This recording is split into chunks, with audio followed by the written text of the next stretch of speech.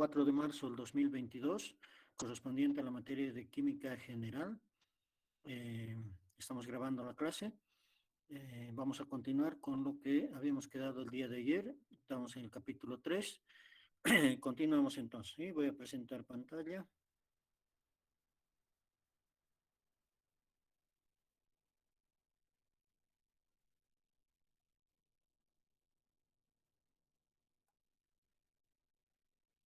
Ya. Bueno, a partir de ese momento yo creo que ya todos han entrado. No voy a omitir más porque ya voy a estar en la presentación de PowerPoint, ¿sí? Entonces, estábamos en... no.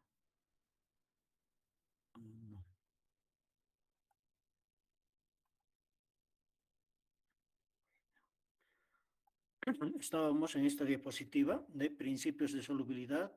Habíamos visto las unidades de concentración ayer. Y hoy día vamos a empezar con algo que tiene que ver con la explicación de cómo se forman las disoluciones, ¿sí? El mecanismo de formación de las disoluciones. Entonces, ¿cómo ocurre la disolución? ¿Sí? Empecemos con este tema, este subtema. A ver, ¿cómo ocurre la disolución? Entonces, lo primero que tenemos que decir es que el soluto tiene que entrar en contacto con el disolvente, ¿no es cierto? En una mezcla, ¿sí? Hemos dicho la disolución es una mezcla, entonces tenemos que mezclar soluto y disolvente. Y luego el disolvente lo que hace es dispersar el soluto de acuerdo a su naturaleza, en dos formas, ¿no? En forma de moléculas íntegras que no están ionizadas, o también en forma de iones, rompiendo los enlaces entre anión y cation. Normalmente cuando tenemos una molécula que tiene iones, ¿sí? El enlace entre la parte negativa, el anión, y la parte positiva, el cation, se rompe cuando ocurre la disolución. O también puede ser que las moléculas permanezcan íntegras, sin disolverse, ¿sí? O una mezcla de ambos mecanismos, unas moléculas que se ionizan y otras moléculas que no se ionizan. Ahora, el agua es el disolvente universal, ¿no es cierto? Hemos dicho que el agua es el disolvente universal y normalmente a partir de este momento vamos a trabajar con disoluciones acuosas, ¿sí? Porque ese es el disolvente más utilizado a nivel industrial, por eso se llama incluso el disolvente universal y hemos dicho en una anterior clase que el agua es la sustancia más común en la Tierra y por lo tanto el agua es el disolvente universal, ¿no? Veamos sus características. Vamos a hacer la presentación en pantalla completa para que se vea mejor. Perdón. A ver, aquí está. ¿Sí? Entonces, vamos a decir que la molécula de agua primero es polar. ¿Qué quiere decir polar? Que presenta polos, ya sea positivos o negativos, ¿no? Polo positivo y polo negativo. Y entonces, esta molécula de agua que es polar porque cuando forman los enlaces entre oxígeno e hidrógeno, ¿sí? Estos enlaces, fíjense, en este gráfico que está a izquierda, ¿sí? Aquí está la molécula de agua, ¿sí? Cuando forma un enlace entre el hidrógeno y el oxígeno, y entre el oxígeno y el hidrógeno para formar H2O, eh, se ha visto experimentalmente que el ángulo que forman los enlaces es de 109 grados, ¿sí? A ver, vamos a ponerlo con la pluma. Ya. Este ángulo, ¿sí? Este ángulo es de 109 grados, ¿sí? Y entonces, cuando se forma el enlace, ¿sí? El oxígeno que es más electronegativo, ¿qué quiere decir eso? Que trata de captar los electrones del hidrógeno. Y el hidrógeno que es más electropositivo, trata de donar su electrón, el único que tiene, al oxígeno, ¿sí? Y entonces se forma sobre el hidrógeno, sobre este hidrógeno, en la parte superior, sobre este hidrógeno se forma una densidad de carga positiva. Y sobre el oxígeno, una densidad de carga negativa, porque el oxígeno está ganando en un electrón y el hidrógeno lo está perdiendo. Y entonces se forma un polo positivo negativo. Igual en el otro enlace también se forma un polo positivo negativo. Y ambos tienen, son vectores, ¿no es cierto? Que cuando se suman, ¿no es cierto? Que cuando se suman forman un vector resultante, ¿sí? Que hacen que, digamos que la molécula de agua, ¿sí? Tiene un lado positivo y un lado negativo, ¿sí? Un lado positivo y un lado negativo. Ahora, ¿qué pasa cuando esta molécula que es polar interactúa con un soluto polar también, como el cloruro de sodio, en el caso del gráfico, ¿no es cierto? De acuerdo a la regla de que polos opuestos se atraen, ¿no es cierto? La molécula de cloruro de sodio se orientará con el átomo de sodio, que es el átomo positivo, hacia la parte negativa de la molécula de agua. Y otra molécula de agua que está rodeando también a la molécula de cloruro de sodio se orientará al revés, ¿no es cierto?, de la otra, es decir, el polo negativo del cloruro con el polo positivo del agua.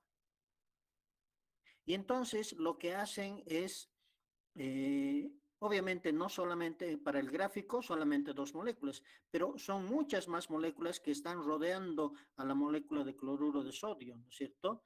En química decimos la están solvatando, ¿sí? La están rodeando. Y entonces al rodearla, lo que hacen es ejercer una fuerza de atracción negativa positiva o positiva negativa, ¿no es cierto? Y entonces esa fuerza de atracción lo que hace es romper el enlace entre el cloruro y el sodio. Y entonces el cloruro de sodio se ioniza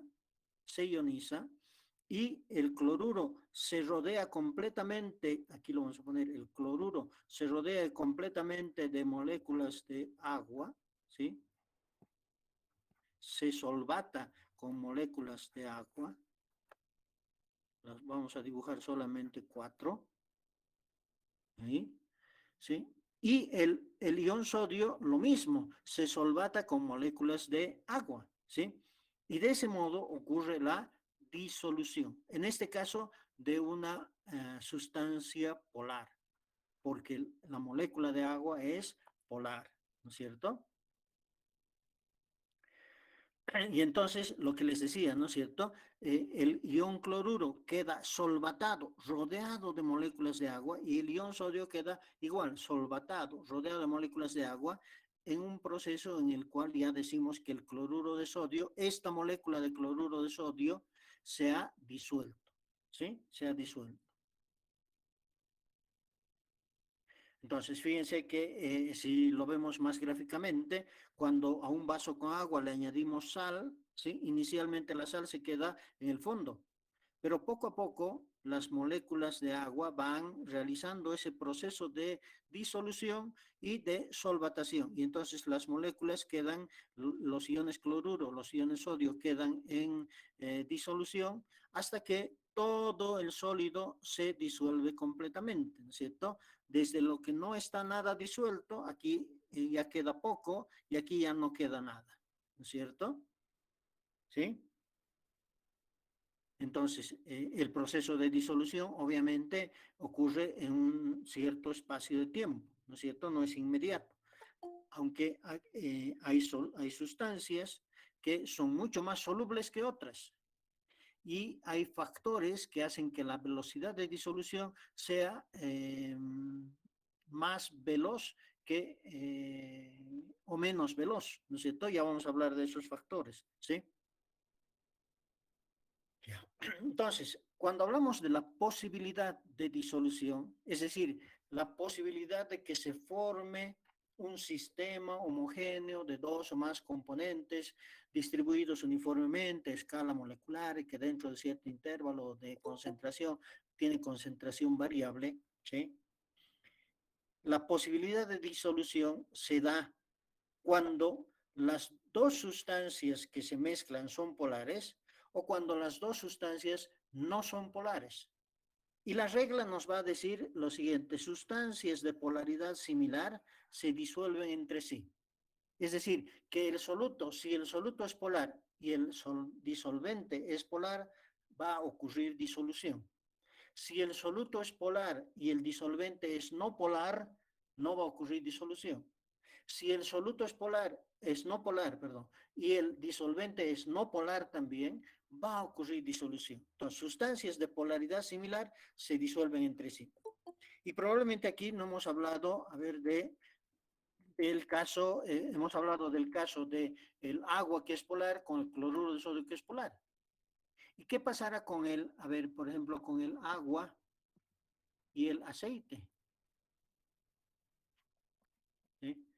El aceite es una sustancia no polar. ¿Por qué? ¿Por qué el aceite es no polar? Porque el aceite es un derivado de un hidrocarburo, ¿no es cierto?, que tiene una cadena larga de carbones, ¿sí? ¿Sí? Carbones, ¿sí? 18 carbones más o menos. Y en uno de sus extremos tiene algún grupo funcional, oxígeno, oxidrilo hidrógeno, ¿no es cierto? ¿Sí? Pero la mayor parte de este componente, de este compuesto, esta cadena larga, como tiene hidrógenos, ¿sí? Hidrógenos, los hidrógenos opuestos, ¿sí? Anulan los dipolos magnéticos, ¿sí? Y por lo tanto es una molécula no polar, ¿no es cierto? Y entonces por eso es que cuando mezclamos aceite y agua, ¿se mezclan? No, no se mezclan, ¿no es cierto? Queda el aceite separado del agua, no forma una disolución, ¿sí? Justamente porque el aceite es no polar. Pero ¿y qué tal si yo pongo aceite y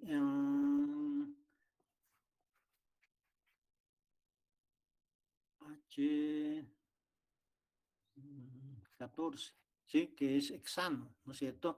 El hexano es el principal componente de la gasolina, ¿sí? El C6H14, ¿sí? Entonces aquí tenemos al aceite con toda su cadena larga y al hexano, también con una cadena, ¿no es cierto?, de 6 carbones, ¿sí? 5, 6, ¿sí? Y entonces, cuando nos encontramos con el aceite y el hexano, tenemos un hidrocarburo de cadena corta y otro hidrocarburo de cadena larga, ¿sí? Ahí, tic, tic, tic, tic, tic, tic, tic, ¿sí? ¿Cierto? Sí, y entonces, cuando mezclamos el aceite y la gasolina, ¿sí? Eh, es como si estuviéramos mezclando moléculas que tienen forma de fideos, ¿no es cierto? Sí, por ejemplo, un tallarín con un fideo redondo, ¿sí? Un fideo delgado, ¿no es cierto? Y entonces, unos más largos, otros más cortos. Y cuando mezclamos esos dos fideos, ¿qué pasa? Se mezclan entre sí, ¿no es cierto? ¿Sí? Y lo mismo ocurre en las disoluciones. Cuando tenemos moléculas no polares que no se atraen entre sí, obviamente no se ionizan, pero sí se mezclan porque no tienen polaridad, por lo tanto no se atraen entre sí, no hay partes de la molécula que atraigan a otra parte de la otra molécula, pero sí pueden mezclarse entre ellas como si fuesen, como les decía, ¿no? En el caso del ejemplo, como si fuesen tallarines y fideos, ¿no es cierto? ¿Sí? Entonces, esta es la regla que hay que seguir, ¿no es cierto? Sustancias de polaridad similar se disuelven entre sí. Y muchas veces tenemos el dato de la polaridad de la molécula, ¿sí? Y entonces, si tenemos un dato de polaridad y otro dato de polaridad, si son similares, podemos decir que se van a disolver. Y si no son similares, que no se van a disolver. Esa es la posibilidad de disolución, entonces, ¿sí? Y cuando ocurre la disolución, tenemos que hablar de otro concepto que es la solubilidad, ¿sí? La solubilidad. La solubilidad S se simboliza por la letra S, está en relación al concepto de disolución saturada. ¿Sí? ¿Se acuerdan cuando hemos hablado de los tipos de disoluciones? Hemos dicho hay las disoluciones insaturadas, las saturadas y las sobresaturadas. Entonces, cuando tenemos un sistema saturado, es decir, cuando el disolvente ya no puede aceptar más soluto, la concentración de ese sistema saturado tiene un valor, ¿sí? Y ese valor se le denomina la solubilidad S, ¿sí? Esta solubilidad se puede expresar en cualquier unidad de concentración, en molaridad, en gramos de soluto por litro de disolución, en gramos de soluto por gramo de disolvente, ¿sí? En cualquier unidad de concentración se puede expresar la solubilidad, ¿sí? Por ejemplo, la sal común, que es una sustancia muy soluble, tiene una solubilidad de 36 gramos de cloruro de sodio en 100 gramos de agua. Es decir, que si ustedes tienen 100 gramitos de agua o 100 centímetros cúbicos, es lo mismo, ¿no es cierto? Si hablábamos de un vaso que tenemos en la casa, pues seguramente medio vaso, ¿no? Porque un vaso normalmente son 200. Entonces, medio vaso de agua. A ese medio vaso de agua, ustedes le pueden añadir 5 gramos de sal, se van a disolver completamente. 10 se van a disolver. 20, 30, hasta 36 gramos. Y cuando lleguen a 36 y pongan el número 37, ese 37 ya no se va a disolver, porque la solución ya va a llegar a estar saturada, ¿no es cierto? Va a llegar al límite. Ya no puede, el disolvente, el agua, ya no puede disolver más. Y entonces, este es un ejemplo, el de la solubilidad del cloruro de sodio, de una sustancia muy soluble. Pero, a ver, por ejemplo, pondremos, qué sé yo, el cloruro de plata, ¿sí? Que tiene una solubilidad de 1 miligramo, más o menos, por litro. Es decir, que 1 litro de agua, 1 litro, no, ya no en medio vaso, ¿no es cierto?, en 100 centímetros cúbicos, sino en 1 litro de agua, apenas podemos disolver 1 miligramo de cloruro de plata. Y fíjense la similitud, ¿no es cierto?, cloruro de sodio y cloruro de plata, ¿sí? Ambos son cloruros, uno de sodio, el otro de plata. Pero el cloruro de sodio es muy soluble y el cloruro de plata poco soluble. Su solubilidad de cloruro de sodio, 36 gramos por cada 100 gramos de agua. Es decir, 360 gramos por litro, ¿no es cierto? En cambio, el cloruro de plata, 1 miligramo por litro. 1 miligramo, ¿sí? Apenas. ¿Y por qué es eso? ¿Sí? Fíjense, resulta que por el tamaño de los átomos, bueno, los cloruros son iguales siempre, pero el sodio y la plata, ¿sí? El sodio es un átomo mucho más pequeño que la plata. La plata tiene mucho más electrones, protones, neutrones, y entonces el enlace que forma el cloruro con la plata, lo voy a dibujar así más grueso, ¿sí? Es mucho más fuerte que el del cloruro de sodio. Y entonces cuando ocurre la solvatación, ¿sí?, el cloruro de sodio se rompe fácilmente. En cambio, el del cloruro de plata necesita más fuerza para romperse, es decir, necesita más moléculas que jalen a los costados del cloruro y de la plata para que logren la disolución. Y como requiere más moléculas, ¿sí?, más rápidamente se agota el disolvente y por lo tanto la solubilidad del cloruro de plata es menor que la del cloruro de sodio, ¿sí? Que todo esto tiene la explicación simplemente en el tamaño de los átomos, ¿sí? Tamaño de los átomos, ¿sí? Y ahora vamos a hablar de las características de solubilidad, de posibilidad de disolución entre diferentes estados de la materia. Y la primera, la solubilidad sólido-líquido, ¿sí? Porque normalmente es la forma más común de formar una disolución, ¿no es cierto? Los pares sólido-líquido tienen solubilidades limitadas, ¿sí? Limitadas por el grado de saturación, ¿no es cierto? Porque el líquido se satura del sólido. Y entonces la estructura del sólido es una estructura cristalina, ¿sí? Su estructura molecular, es decir, el tamaño de los átomos, ¿sí? Que forman parte de ese sólido, también son factores que influyen en la solubilidad, ¿cierto? ¿Sí? Entonces, en la solubilidad, tal como hemos mencionado, para el cloruro de sodio y el cloruro de plata, ambos son sólidos en agua, ¿sí?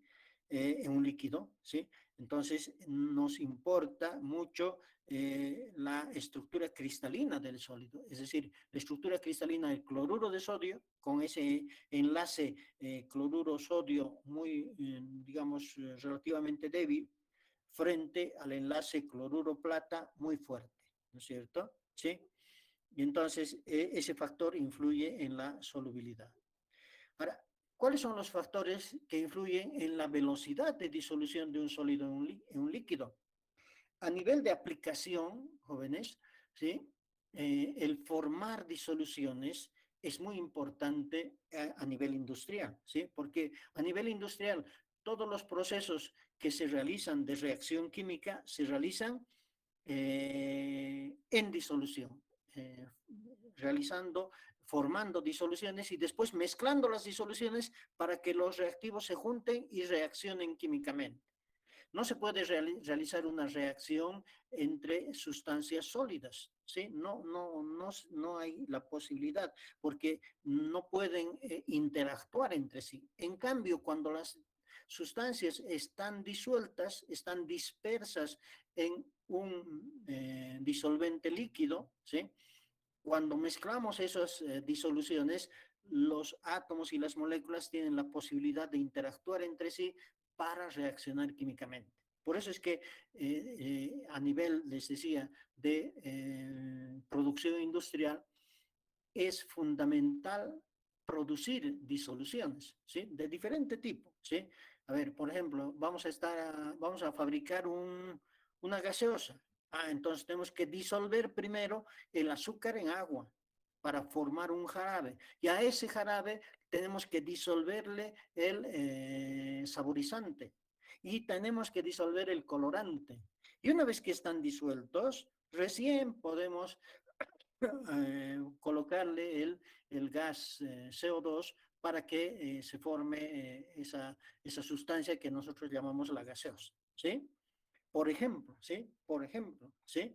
Entonces, si a nosotros como ingenieros en un proceso productivo de una fábrica de refrescos nos dicen, bueno, tenemos que preparar el jarabe para la Coca-Cola, ¿sí? Entonces, pues lo primero que tenemos que hacer es tener azúcar, ¿no es cierto? Y agua, ¿sí?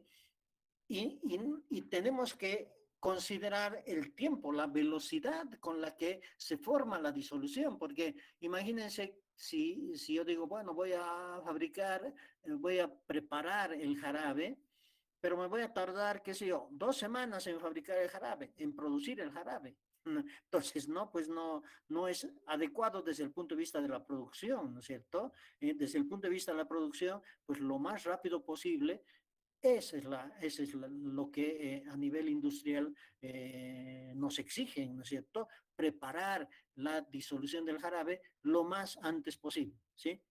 Y entonces, aquí influye la velocidad de disolución de un sólido en un líquido, ¿cierto? Entonces, ¿cuáles son los factores que influyen en esto? ¿Sí? El primero, el tamaño de las partículas del sólido. El segundo, la temperatura. El tercero, la concentración de la disolución. Y el cuarto, el grado de agitación, ¿sí? Veamos cada uno de ellos, ¿sí? El tamaño de las partículas. Fíjense, el proceso de disolución normalmente ocurre en la superficie del sólido que está expuesta al líquido, porque el sólido puede estar en diferente tamaño de partícula, pero ¿dónde va a ponerse en contacto ese sólido con el líquido que es el disolvente? En la superficie del sólido, ¿no es cierto? ¿Sí? Y entonces, cuanto mayor sea esa superficie del sólido, mayor contacto va a haber con el disolvente y por lo tanto la velocidad de disolución va a ser mayor. Entonces, la superficie del sólido ahora es mayor cuanto más pequeña es la partícula. A ver, fíjense en este gráfico que está en la parte inferior. Si tenemos un cubo de 4 centímetros, ¿sí? Si lo partimos, ¿sí? En 1, 2, 3, 4, 5, 6, 7, 8, ¿sí? Vamos a tener que la superficie de estos 8 cubitos más pequeños es mayor que la superficie de este cubo único, del cual estaríamos partiendo, digamos. Es la misma cantidad de sustancia, solamente que en el segundo caso está partida, ¿cierto? En 8 partes. Y si esas, en vez de 8 partes, las hacemos en, ¿cuántas? A ver, 1, 2, 3, 4 por 4, 16 por 4, 64 partes, ¿sí?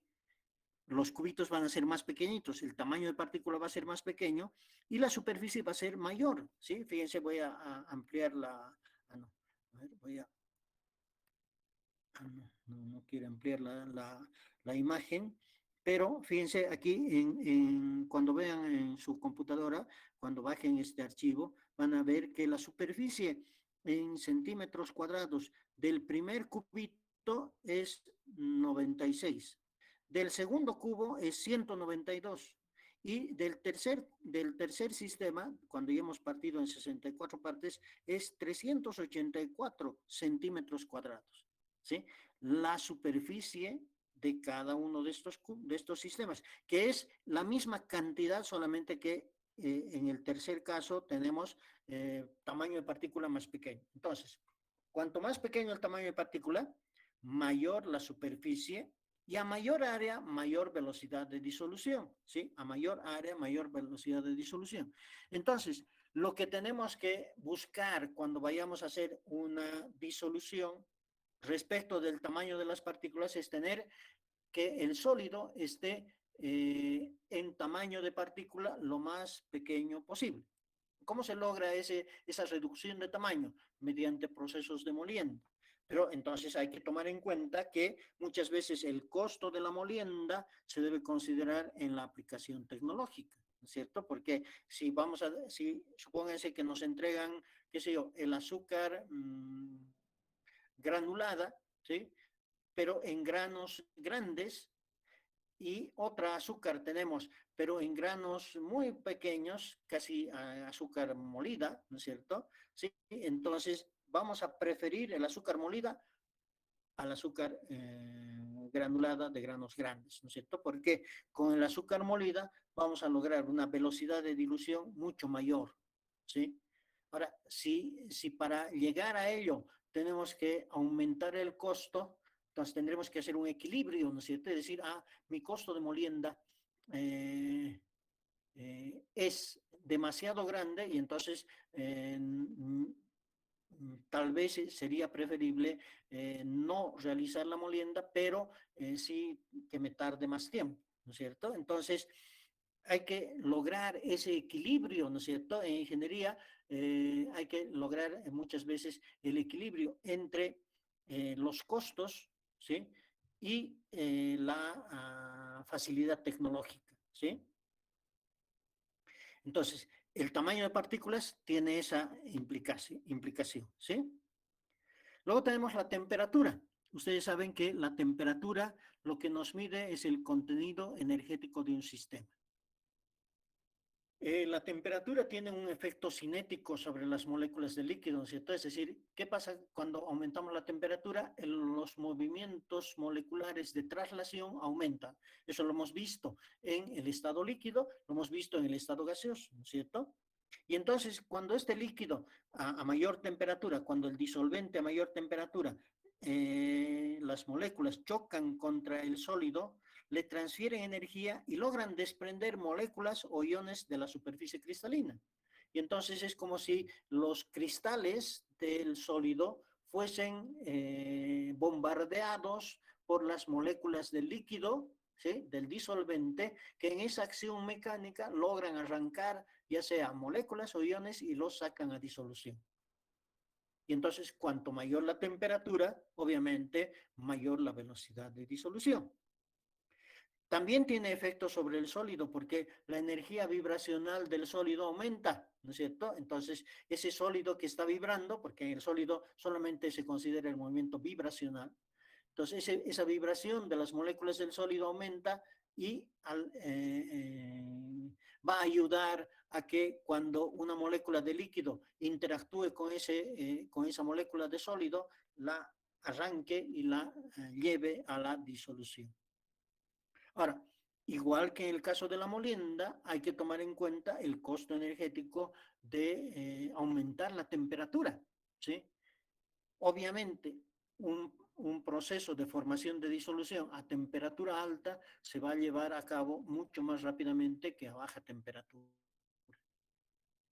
Pero el costo de calentar el disolvente o el soluto, ¿sí? Hay que tomarlo en cuenta, ¿sí? A la hora de realizar la aplicación tecnológica, ¿sí? Ese es el efecto de la temperatura. Aquí tenemos un gráfico en el que nos muestra cómo aumenta la solubilidad, ¿no es cierto? La solubilidad en gramos por 100 gramos de agua. Aquí está la solubilidad en gramos por 100 gramos de agua, ¿sí? En función de la temperatura en grados centígrados entre 0 y 100. ¿Sí? Y entonces fíjense que para todos los compuestos, para casi todos, mejor dicho, para casi todos, ¿sí?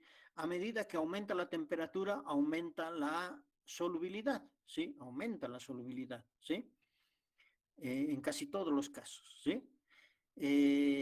Aumenta, ¿no? Entonces es evidente que a mayor temperatura vamos a tener mayor solubilidad, mayor velocidad de disolución, ¿sí? Pero hay también algunos compuestos, fíjense el caso del sulfato de cerio, ¿sí? ¿Sí? Que a medida que aumenta, disminuye la solubilidad, ¿no es cierto? ¿De qué depende eso? De su estructura molecular, ¿no es cierto? Y entonces hay que tomar en cuenta esto, ¿no es cierto? Normalmente el comportamiento es el de que a mayor temperatura, mayor solubilidad. Y obviamente hay algunas curvas, por ejemplo la de la glucosa que tiene una pendiente grande, frente a la del cloruro de sodio que tiene una pendiente muy, muy bajita, ¿no es cierto? Casi horizontales, ¿sí? Entonces, obviamente, la glucosa tiene un aumento de la solubilidad mucho mayor con la temperatura que el cloruro de sodio. Pero eso ya depende de qué, depende de la estructura molecular de cada una de estas sustancias. Pero también hay que tomar en cuenta aquellas que tienen el comportamiento inverso, como el sulfato de cerio, que a medida que aumenta la temperatura disminuye su solubilidad, ¿cierto? Disminuye su solubilidad. Esto lo van a ver cuando vean en la parte del laboratorio, lo van a ver, va a haber un simulador que nos permita ver justamente y nos permita medir estas solubilidades. El otro factor es el de la concentración de la disolución, ¿sí? A medida que la concentración de la disolución aumenta, es decir, a medida que ya se está formando la disolución, más soluto se ha disuelto, ¿sí? Menos moléculas del disolvente quedan disponibles para participar del proceso de disolución. Y entonces, a medida que esas moléculas de disolvente libres para poder disolver las moléculas disminuyen, entonces la velocidad de disolución también va a disminuir a medida que la concentración se acerque al valor de saturación, ¿sí? Entonces aquí tenemos un gráfico, ¿sí? Un gráfico en el que tenemos el porcentaje de concentración, ¿sí? Y aquí el tiempo, ¿no es cierto? Entonces, esta primera parte amarilla es un régimen de disolución rápida que nos lleva casi hasta el 90% de la concentración antes de llegar a la saturación. Cuando llegamos al 100% hemos llegado a la saturación. Y entonces, a partir del 90%, ya la velocidad disminuye, ¿sí? Hasta que ya la disolución es lenta y cuando llega obviamente a la saturación ya no hay disolución, ¿no es cierto? Ya no se disuelve más, ¿sí? Y hemos llegado al equilibrio, ¿no es cierto? Ya. Y finalmente el último factor es el grado de agitación. A ver, ¿qué hacemos cuando nos colocamos azúcar a nuestro café? Inmediatamente con la cucharilla agitamos, ¿no es cierto? Agitamos el café, ¿sí? porque la agitación, ¿qué hace? Proporciona energía mecánica de movimiento a las moléculas del líquido y a las partículas del sólido, y por lo tanto tiene ese efecto cinético similar al de la temperatura que habíamos mencionado anteriormente. Y entonces la agitación lo que hace es homogenizar el sistema, disminuyendo la concentración del soluto cerca de la partícula sólida y por lo tanto aumentando la velocidad de disolución. Entonces, fíjense, aquí tenemos dos ejemplos de agitación mecánica y agitación neumática, ¿no es cierto? Agitación mecánica con un motor y un agitador, una paleta, ¿no es cierto? ¿Sí? Y entonces aquí tenemos un mineral, le añadimos mineral, le añadimos el disolvente y agitando mecánicamente con una paleta logramos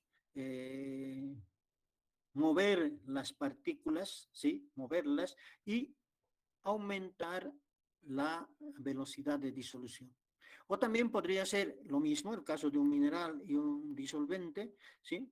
Que le añadimos, en este caso ya no una paleta movida por un motor eléctrico, sino mediante aire a presión y un difusor de burbujas, lograr que burbujee aire en el interior del sistema, del reactor, y ese burbujeo del aire, ¿sí? Que después se va a salir a la atmósfera, ¿sí? Va a lograr el proceso de agitación, ¿no es cierto? El grado de agitación, ¿sí? Entonces, a nivel industrial, pues ustedes se van a dar cuenta que en los tanques de formación de disoluciones siempre obtenemos un motor eléctrico con una paleta que nos permita realizar la agitación, o tenemos un sistema neumático con aire para realizar esa agitación, porque el grado de agitación es importante y además es de menor costo que el incrementar la temperatura o el de realizar la molienda de la sustancia, ¿sí? Entonces, estos cuatro factores, grado de agitación, eh, concentración de la disolución, temperatura y tamaño de partícula, ¿sí? Son los que influyen en la velocidad de disolución. Y a ver, hagamos un repaso. Decimos que en el tamaño de partícula, a menor tamaño de partícula, mayor área, y a mayor área, mayor velocidad de disolución. En la temperatura, a mayor temperatura, mayor velocidad de disolución. En la concentración, a mayor concentración, menor velocidad de disolución. Y a mayor grado de agitación, mayor velocidad de disolución. ¿Sí? En forma de resumen, ¿no es cierto? ¿Sí? También vamos a hablar de un concepto que se denomina la delicuescencia, ¿sí? Delicuescencia.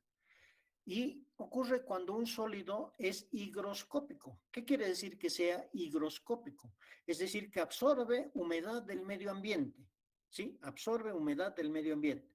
Y esta humedad es retenida por fuerzas de Van der Waals y lo que hace es disolver el agua de la humedad del medio ambiente, disolver el sólido en la superficie. Y entonces el proceso continúa hasta que todas las sustancias se disuelven. Hay sustancias que son muy higroscópicas, ¿sí? Un ejemplo, el hidróxido de sodio, ¿sí? El hidróxido de sodio viene en perlitas, ¿sí? Perlitas. Y entonces, normalmente estas perlitas hay que mantenerlas, ¿sí? En un botellón, en un frasco perfectamente cerrado y además, si es posible, con esos sobrecitos que muchas veces vienen con los productos que son desecantes, ¿no es cierto? ¿Sí? A veces han debido ver cuando compran algún producto que tiene un sobrecito con una sustancia en el interior. ¿Qué hace ese sobrecito? Absorbe la humedad, ¿sí? Y entonces, si colocamos el hidróxido de sodio, ¿sí? El NaOH sólido, ¿sí? En un frasco cerrado, ¿sí? No va a haber humedad y por lo tanto se va a mantener bien. Pero si lo dejamos abierto y hay mucha humedad en el medio ambiente, debido a que el hidróxido de sodio es muy higroscópico, entonces estas sustancias poco a poco se van a ir disolviendo, ¿sí? Por el agua que absorben de la atmósfera, ¿sí? Del medio ambiente, ¿sí? Y al cabo de un tiempo, pues vamos a tener ¿eh? hidróxido de sodio pastoso, ¿sí? En forma semilíquida, ¿sí? Que ya, si bien sigue siendo hidróxido de sodio, es más difícil de manejar que cuando está en partículas pequeñas, ¿sí? A este fenómeno, ¿sí? A este fenómeno de la disolución de un sólido higroscópico por la humedad del aire se le denomina delicuescencia, ¿sí? Delicuescencia. Y hay que tomarlo en cuenta cuando estamos trabajando a nivel industrial con una sustancia como el hidróxido de sodio, por ejemplo, ¿sí? ¿Qué tal si tuviésemos hidróxido de sodio en un galpón abierto a la atmósfera y hay mucha humedad en el ambiente? Pues ese hidróxido de sodio se va a deteriorar y después ya no va a tener utilidad en el proceso industrial.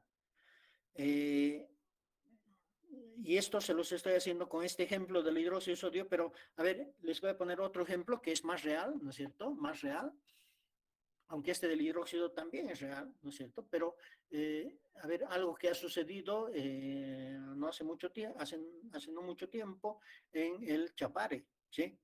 En el Chapare, ustedes saben, tenemos una planta de fabricación de urea, ¿sí? Que la han puesto ahí por oscuros motivos, ¿no es cierto? ¿Sí? Y entonces, ustedes saben, el Chapare es un ambiente tropical con mucha humedad, ¿no es cierto? Y entonces ahí han producido urea. Y la urea es igual, son pequeños gránulos blancos, ¿sí? Pequeñitos, ¿sí? Que son higroscópicos, ¿sí? Y entonces han producido la urea y como todavía no la iban a envasar, la han almacenado así al aire libre, ¿sí? Al aire libre, en pequeñas montañitas de urea, ¿no es cierto? Pequeñas montañitas de urea. Y entonces la urea ha tenido este proceso de delicuescencia, ¿sí? Y se han ido uniendo las pequeñas partículas, las bolitas, una con otra, ¿sí? Se han ido disolviendo, se han ido uniendo y se han formado partículas grandes muy, muy duras, ¿no es cierto? Que no se las podía deshacer.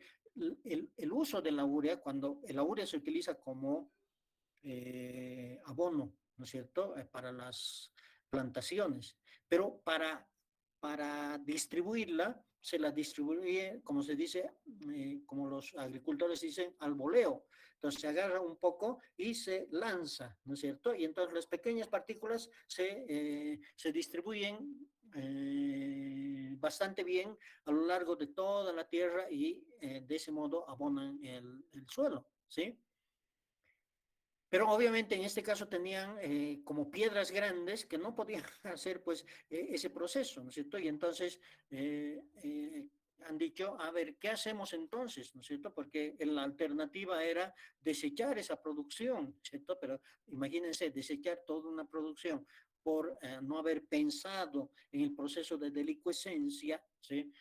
Es, desde el punto de vista económico, pues un desastre total, ¿no es cierto? Entonces han dicho, ah, no, entonces vamos a molerla, la urea, ¿no es cierto? La urea que ya se había producido en partículas pequeñas, por la delicuescencia se volvieron como pedrones grandes, ¿sí? Y entonces había que molerla de nuevo. Lo mismo, el costo de molienda, ¿sí? Era gigantesco, ¿no es cierto? Y entonces, obviamente, eh, eh, mm, cuando no se llevan a cabo las cosas con profesionalidad, pues han dicho, "Ah, no importa, no moleremos y si sale más caro, no importa, de los impuestos de los bolivianos van a salir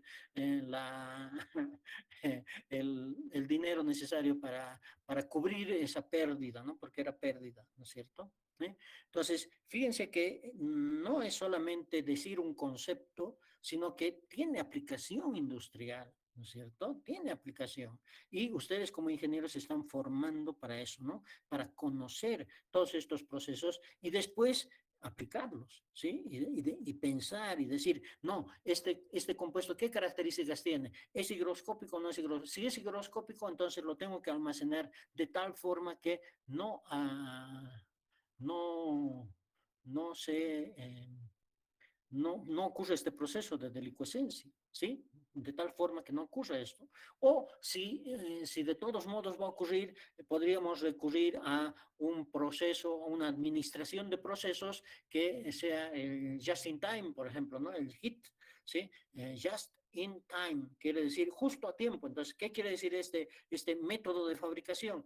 Que vamos a llevar el reactivo solamente en las cantidades que necesitemos, en el tiempo en el que necesitemos, que no lo podemos almacenar en grandes cantidades porque probablemente se echa a perder, ¿sí?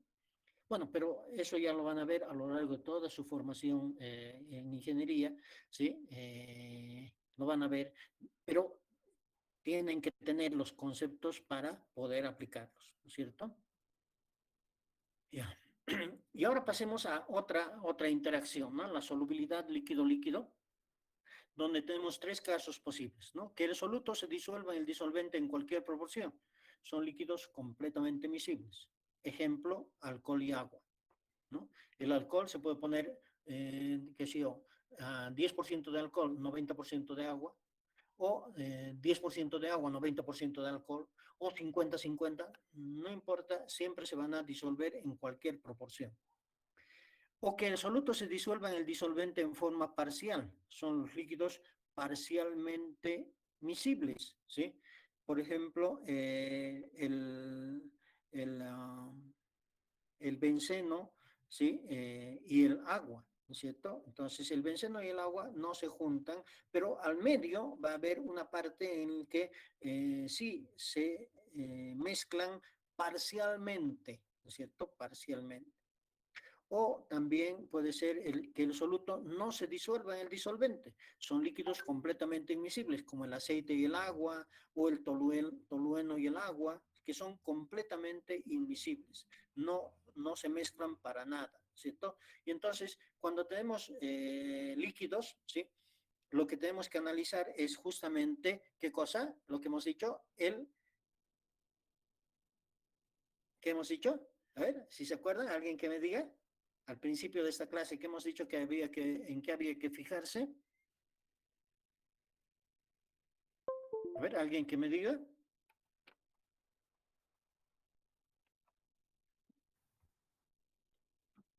Exacto, la polaridad, ¿no es cierto? Si tenemos dos líquidos y tenemos el dato de la polaridad de uno y de la polaridad del otro y analizamos esos valores, ¿sí? Entonces, si son polaridades similares, podemos decir que sí se van a mezclar, que van a formar disolución. Pero si las polaridades son muy diferentes, no se van a mezclar, no van a formar disolución, ¿sí? Cuando hablamos de la solubilidad gas líquido, ¿sí? Generalmente decimos que los gases son poco solubles en los líquidos, ¿sí? ¿Y de qué depende? Depende de la naturaleza del gas y del líquido, obviamente, como en todos los casos. Depende de la temperatura y fundamentalmente de la presión del sistema, ¿sí? Este factor, este último, es el más importante, ¿sí? La presión del sistema, porque si nosotros ejercemos una presión, el gas lo ponemos en contacto con el líquido a alta presión, entonces vamos a lograr introducir a las moléculas del gas en el líquido y disolverlas, como en una gaseosa, en un refresco, en la que el CO2, ¿sí? En el que el CO2 a gran presión, a alta presión, se disuelve en el jarabe formando una gaseosa, ¿cierto? Ahora, esta gaseosa, ¿qué pasa cuando se la agita un poco? Fácilmente el gas se sale, ¿no es cierto? ¿Qué pasa cuando se la calienta? Fácilmente el gas se sale, ¿sí? Entonces, ¿qué pasa cuando la gaseosa la abrimos? ¿Sí? Está a gran presión y abrimos la tapa, ¿sí? Fácilmente el gas trata de salirse también, ¿no es cierto? ¿Sí? Y entonces, normalmente hay que tomar en cuenta esto, ¿no? Los gases son poco solubles en los líquidos, ¿sí? Ahora, la solubilidad gas líquido respecto de la presión está regida por la ley de Henry, que nos dice que la concentración del gas en la disolución, o sea, en el líquido, ¿sí? En la disolución, es igual a una constante, la constante de Henry, por la presión del gas por encima de la disolución, ¿sí? Entonces, por ejemplo, aquí tenemos un gráfico en el que tenemos el gas y el líquido con 1 bar y 2 bares de presión, ¿no? Con 1 bar de presión, ¿sí? Hay 3 moléculas disueltas. Con 2 bares de presión hay 6 moléculas disueltas, ¿no? Entonces, a medida que aumentamos la presión del gas sobre el líquido, ¿sí? La presión del gas sobre el líquido, la concentración del gas en la disolución aumenta, ¿sí? Aumenta. Según esta ley, la ley de Henry, ¿no es cierto? Cuya constante, la constante de Henry, K de Henry, es una constante que depende de la clase de sustancia, ¿no es cierto? Es dependiente para cada gas, ¿cierto? Para la constante de Henry para el CO2 es diferente de la constante de Henry para el oxígeno, para diferentes sustancias, ¿no es cierto? ¿Sí? Y aquí hemos puesto la constante de Henry o esta dependencia de la concentración del gas en función de la presión, ¿sí? En un sistema cerrado, ¿sí? Pero también se da en sistemas abiertos. Imagínense ustedes que estén en un sistema de crianza de peces. Los peces necesitan oxígeno, ¿no es cierto?, para vivir, ¿sí? Y ese oxígeno tiene que estar disuelto en el agua, ¿sí?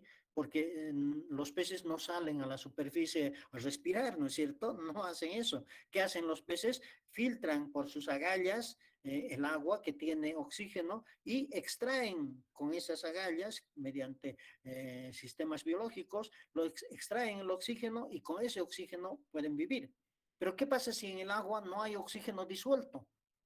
Los peces se van a morir, ¿no es cierto? Se van a morir. Y entonces lo que tenemos que hacer es mantener el nivel de oxígeno disuelto en el agua destinada a la crianza de peces en un cierto nivel, ¿no es cierto? Y entonces por eso es que hay sistemas de oxigenación del agua que implican, qué sé yo, cascadas, sistemas de burbujeo de aire a través del agua, ¿sí? Diferentes sistemas que nos ayudan en la solubilidad del gas líquido. Obviamente, en este caso, la presión va a ser la presión atmosférica, ¿sí? Y entonces tendremos que tener una mayor dificultad. No podemos aumentar la presión de una laguna, ¿no es cierto? Sí, como en el caso de un refresco. En el caso de un refresco, en una botella podemos ponerle 1 bar, 2 bares, 3 bares de presión, no hay problema. Pero en una laguna, pues la presión va a ser constante, la presión atmosférica. Y esa presión atmosférica nos va a definir a través de esta ley la concentración de oxígeno, ¿sí? Disuelto en la laguna, ¿sí? Por ejemplo, ¿sí? Ahora, a mayor presión sobre la superficie del líquido, mayor concentración del gas disuelto. Evidentemente es eso, ¿no? Eso nos dice esta ley, ¿no? La ley de Hertz. Y también está el factor de la temperatura, ¿no es cierto? La solubilidad de un gas en un líquido siempre disminuye con el aumento de la temperatura. Por eso es que cuando tenemos un refresco, ¿cómo lo almacenamos? Normalmente en el refrigerador, ¿no es cierto? O a la sombra, nunca al sol, ¿no es cierto? ¿Sí? Porque sabemos que si lo dejamos al sol se va a calentar y cuando abramos ese refresco, pues todo el gas se va a salir y el refresco va a dejar de ser refrescante, ¿sí?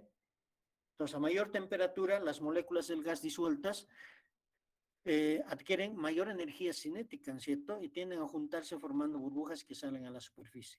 Y entonces fíjense que la solubilidad en un gráfico, solubilidad versus temperatura, ¿sí? Va siempre disminuyendo, ¿no es cierto? Disminuyendo, dependiendo de la clase de sustancia con diferente pendiente. Pero en todos los casos hay una disminución con la temperatura. Y finalmente vamos a hablar de la solubilidad gas-gas, ¿sí? Los gases, por su naturaleza, tienen moléculas que están separadas a distancias intermoleculares grandes, ¿no es cierto? ¿Sí? Entonces, el espacio entre ellas, ¿qué es? Vacío, ¿sí? Y entonces es fácil que otro gas ocupe esos espacios vacíos y por lo tanto la solubilidad entre gases normalmente se produce en cualquier proporción, ¿sí? Porque un gas tiene mucho espacio vacío donde las otras moléculas del otro gas pueden estar presentes sin intervenir en el sistema con mucha eh, eh, con mucha interacción, ¿no es cierto? Entonces, como las distancias de todos modos se van a estar muy separadas, entonces si tenemos unas moléculas de color oscuro, unas moléculas rojas, cuando las juntamos, pues se van a distribuir simplemente entre sí, ¿no es cierto? Y entonces normalmente la solubilidad gas-gas se realiza en cualquier proporción. Ahora, hay casos en los que los gases reaccionan entre sí, ¿no es cierto? Cuando los mezclamos, reaccionan entre sí. Si reaccionan, ya entonces pueden producir otras sustancias, ¿no es cierto? Pero mientras no reaccionen, ¿eh? Si tenemos oxígeno y tenemos nitrógeno, ¿sí? Mezclamos oxígeno y nitrógeno y producimos aire, ¿no es cierto? ¿Sí? Y entonces ahí no hay ninguna reacción química ni nada. O si al aire le añadimos CO2 del escape de los automóviles, pues ese CO2 se distribuye en el aire y tampoco. Obviamente es un aire de menor calidad, pero la solubilidad es en cualquier proporción, ¿no es cierto? Sí, en cualquier proporción. Ya. Eh, este es entonces el acápite en el que hemos visto, ¿sí? Hemos visto la solubilidad, ¿sí?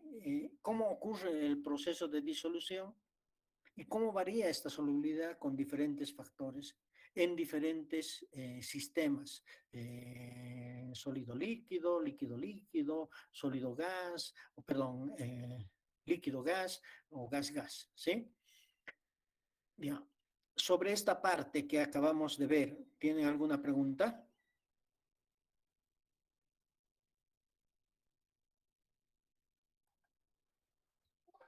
Nada.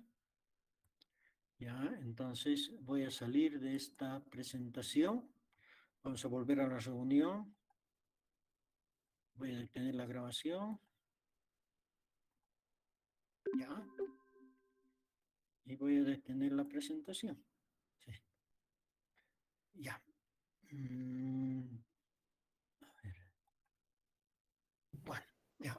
Nuevamente, si tienen alguna pregunta sobre el tema, a ver, fíjense, de este capítulo 3 solamente nos falta, ¿sí?, ver las propiedades coligativas de las disoluciones diluidas, ¿sí? ¿Y a qué se refieren esas propiedades coligativas?